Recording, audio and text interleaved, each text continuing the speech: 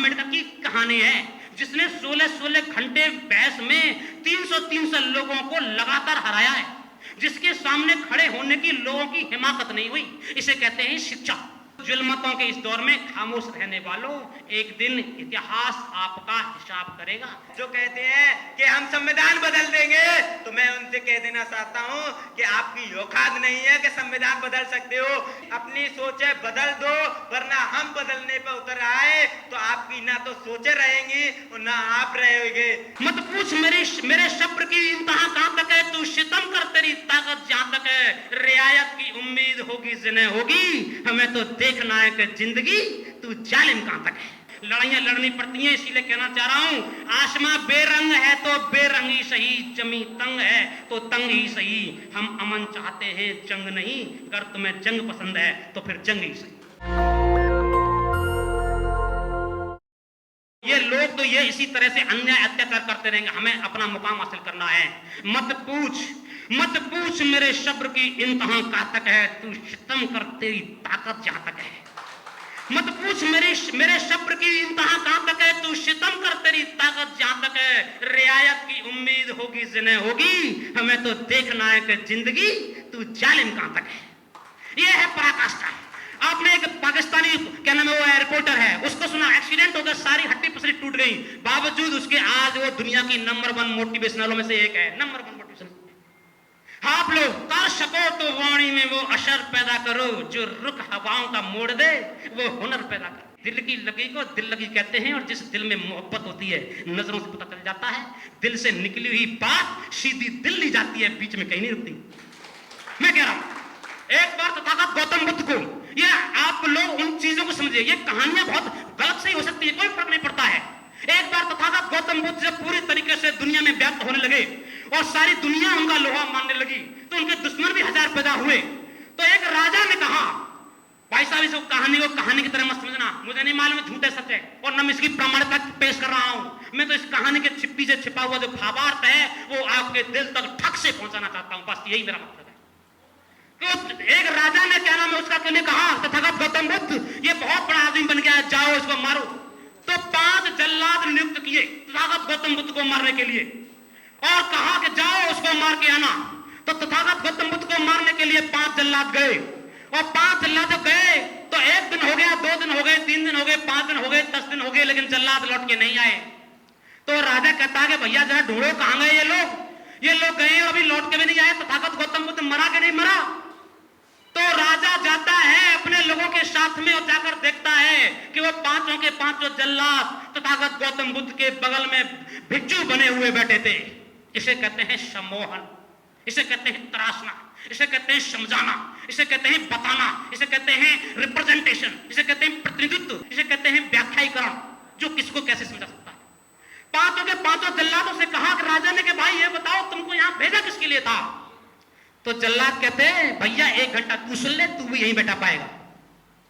तथागत गौतम बुद्ध, काशीराम, वही आदमी, वही ताकत, वही सम्मोहन शक्ति, वही ठीक लुंगी माता समझा के चला जाता है। तो आप सभी युवाओं से मेरा सिर्फ यह है कि आप लोग, मेरा आपसे अनुरोध है कि आप लोग कमियां करते हैं, कमजोरी आप लोगों के अंदर है शिक्षा के प्रति।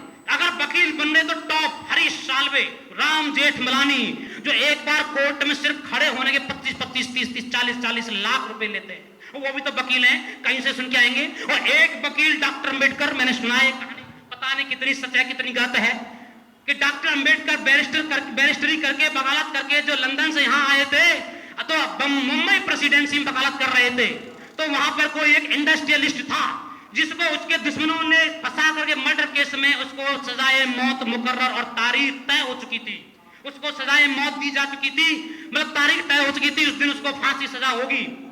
तो वो आदमी से कहा, लोगों ने मजाक उड़ाया, सारे वकीलों ने, मुंबई प्रेसिडेंसी के वकीलों ने हाथ खड़े कर दिए कि नहीं हम तुझे नहीं बचा पाएंगे, और वो उसको फांसी सजा होने वाली थी। ये वकालत की परिभाषा है, ये डॉक्टर अंबेडकर की कहानी है, जिसने 16 घंटे बहस में 300 लोगों को लगातार हराया है, जिसके सामने खड़े होने की लोगों की हिम्मत नहीं हुई। इसे कहते हैं शिक्षा, जिस पर आज फोकस आप लोगों के लिए। तो उस आदमी ने कहा, तो डॉक्टर अंबेडकर के लिए कहा कि एक अछूत अभी वकालत करके आया है, सुना है बड़ा तेज है, वो ही तुझको बचा सकता है, तो मरता क्या न करता वाली बात पर वो बंदा गया। उसने कहा कि डॉक्टर अम्बेडकर भाई ये सारा मामला है। तो डॉक्टर अम्बेडकर ने सिर्फ और सिर्फ एक सवाल पूछा कि तू मुझे सिर्फ इतना बता दे कि क्या तूने कत्ल किया है। तो उसने कहा कि नहीं।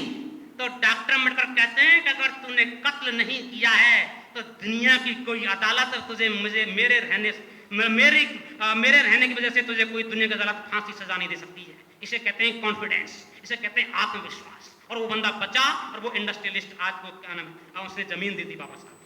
मेरा आप लोगों से सिर्फ यही हुआ है, जुल्म मतों के इस दौर में आप लोग शांत रहते हो, कभी प्रश्न चिन्ह लगाते हो।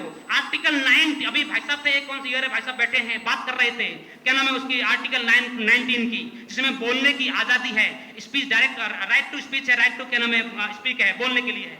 तो जुल्मतों के इस दौर में खामोश रहने वालों, एक दिन इतिहास आपका हिसाब करेगा। फिर मत कहना कि हमने ये गलतियां की, वो गलतियां। आने वाली पीढ़ियां आपको लात मारेंगी।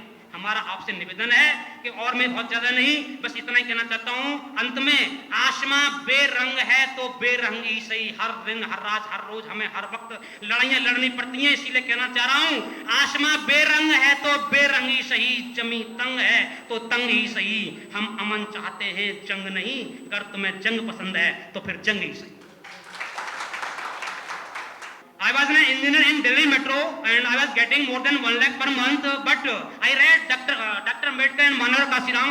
I read all those books written by Dr. Ambedkar, and I was inspired, too much inspired from them. Manohar Kashiram, Baba Sahab, and all great men who belong to our society. So I was inspired. I quit my job from there in Delhi Metro. Right now I am on the road. Nothing is in my hand. I have no single bucks in my pocket. 1 रुपया मेरे पास में नहीं है, ना ठहरने का ठिकाना है मेरा। दिल्ली विल्ली रहता हूँ, ऐसे उठकता बैठता रहता हूँ। और मैं यहाँ पर युवाओं के लिए आप लोगों से आग्रह है, मंच पर भाई साहब चले गए सभी से, कि मैं एक प्लेटफॉर्म की तलाश में हूँ। और जो भी भाई मेरे पास रहने के लिए जगह नहीं है, जबकि मेरे एक टॉप क्लास में 3 रिसर्च पेपर IIT कानपुर से पब्लिश हैं, 3 रिसर्च पेपर। तो मेरा नाम चंद्रवीर सिंह, मुझसे संपर्क करें। और मैं यहाँ पर भीम आर्मी और भीम आर्मी स्टूडेंट फेडरेशन है, उन लोगों से आग्रह करता हूँ कि वो लोग मेरा जितना अधिक से अधिक इस्तेमाल हो, मैं तैयार हूँ। और मुझे क्या नाम इस्तेमाल किया जाए और मेरी क्या नाम है इसका समाज के लिए यूज किया जाए। बहुत बहुत धन्यवाद। जय भीम। साहब काशीराम जी ने उस सपने को द्वारा से शुरुआत की और बहुजन समाज को फिर से जगा दिया। और जगाने के बाद एक ऐसा सैलाब तैयार कर दिया, उस सैलाब को आज पूरे भारत देश में देख सकते हैं कि किस तरीके से वो सैलाब अब क्रांति का रूप ले चुका है।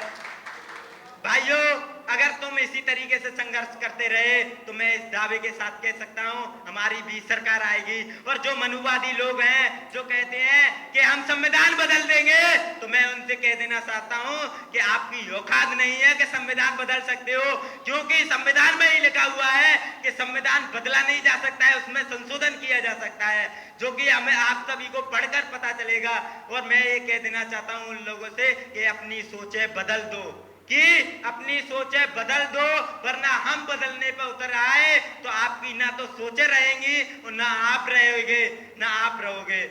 आपके जो हमारे जो विचार हैं वो महान पुरुषों से बने हैं। हमारे जो विचार हैं वो उन महान पुरुषों से बने हुए हैं जिनकी टक्कर आज तक कोई नहीं ले पाया है, और ना ही उनके सवालों का कोई जवाब दे पाया है, और ना ही कोई दे सकता है उनके सवालों का जवाब। क्योंकि उनके जो ज्ञान पैदा किया था, जो उन्होंने आत्मज्ञान से जो बुद्धि प्राप्त करी थी, जो ज्ञान प्राप्त किया था, उनके सवालों से उन्होंने अपने तर्कों से पूरे देश में एक नीली क्रांति का आगाज किया था।